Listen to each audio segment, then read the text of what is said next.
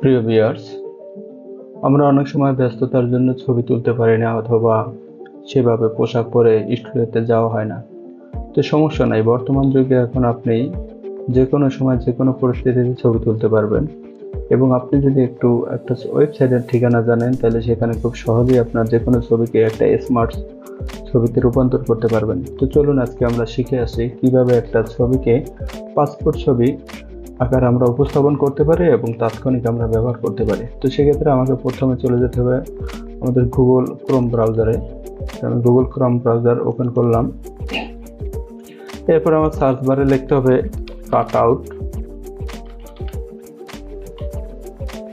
Out pro.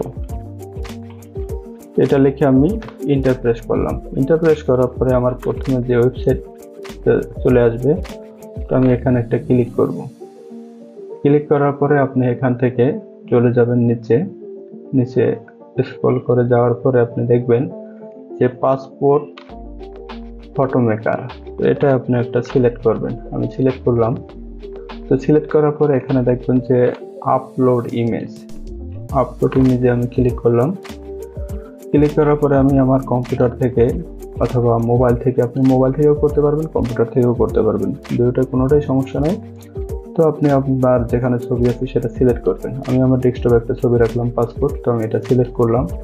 এরপরে open দিলাম। তো ওপেন দেওয়ার পরে ছবিটা লোড নেবে। লোড নেওয়ার পরে আপনার এখানে সাইজ শো করবে যে আপনি কোন সাইজের ছবিটা করতে চান।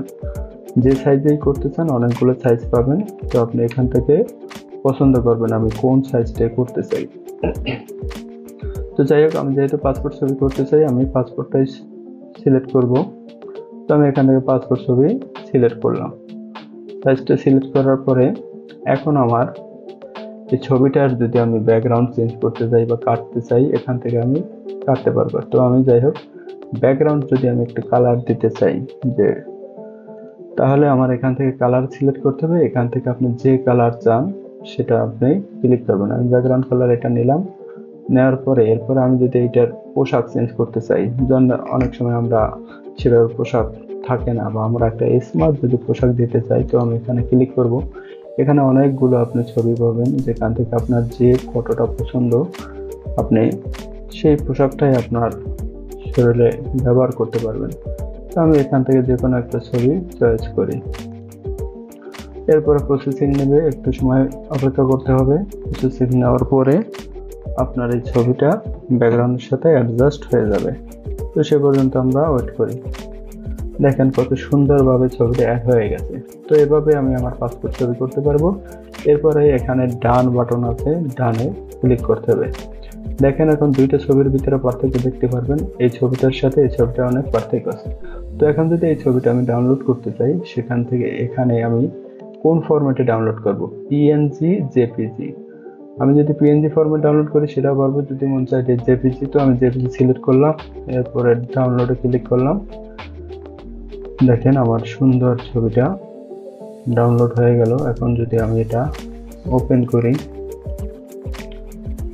তো সুন্দর একটা ছবি হলো। তো এভাবেই আমরা যে কোনো ছবি তাৎক্ষণিকভাবে আমরা পাসপোর্ট ছবি তৈরি করতে পারি এবং যে কোনো সময় যে কোনো জায়গায় ব্যবহার করতে পারি। ধন্যবাদ সবাইকে আমার ভিডিওটা ধরে দেখার জন্য। যদি ভিডিওটা ভালো লেগে থাকে তাহলে একটা লাইক কমেন্ট দিবেন এবং যদি পারেন ভিডিওটাকে শেয়ার করে দেবেন। ভালো থাকবেন সবাই।